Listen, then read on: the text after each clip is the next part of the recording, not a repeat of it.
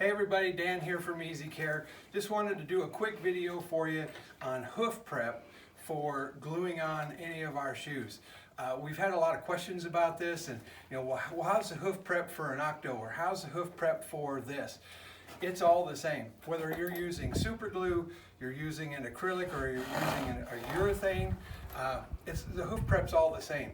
And Vern here has graciously offered to be the hoof model for today. So whether you're using the VersaGrip Octo, the VersaGrip glue, or one of our glue-on shells, the hoof prep is the same. And I can't stress enough how important that clean and dry is to your gluing success.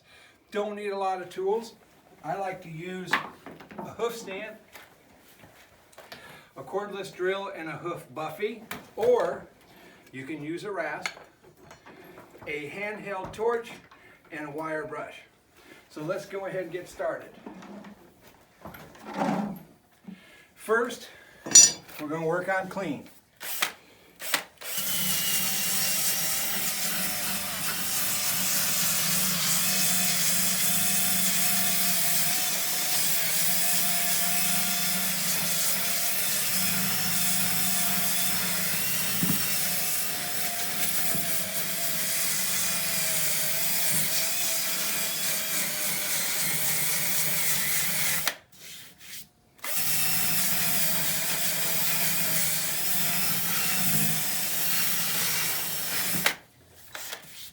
Okay, that's got his foot pretty clean.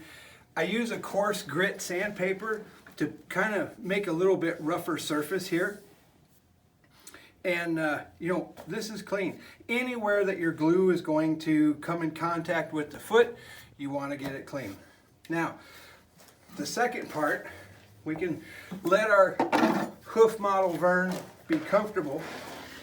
And now we just want to make the foot dry. So with our torch, we just come through, holding the flame just off the foot, and torch the hoof wall. And we're not baking a cake. We don't need to do that for a lot of minutes. So after every torch, we want to wire brush. Here where we live in the south, it's extremely humid, and here lately we've been getting a lot of rain. So typically I will go ahead and torch the feet that I'm going to glue 3 times. So here's our second part. And again, wire brush.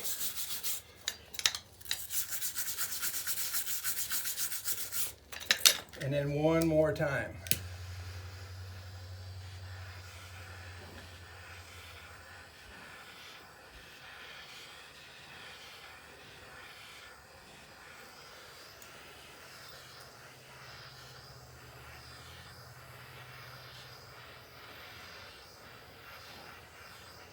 And just like I said, anywhere that glue is going to come in contact, you want to dry that. Now, I didn't do much of any drying here at the toe because on using the Octos or the Versa glues, we're not going to be gluing the toe. Typically, if I was going to be putting any glue here at the toe, then absolutely I would have done that.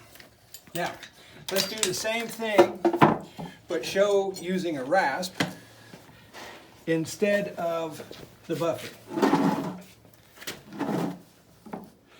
So if you don't want to get a buffy, which is fine, you can just use your rasp to get clean. We're wanting to get rid of the dirt.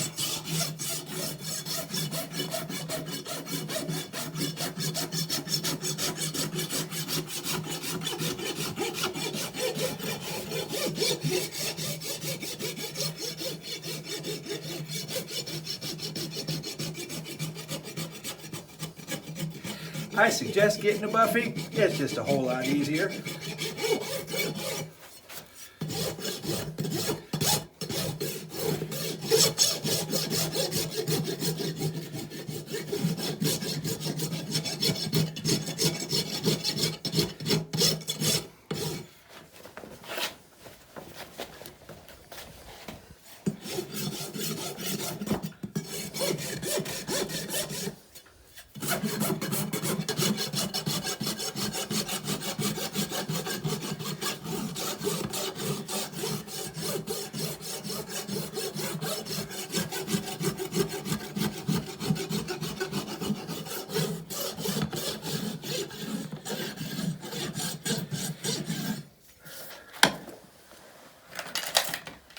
A little wire brush.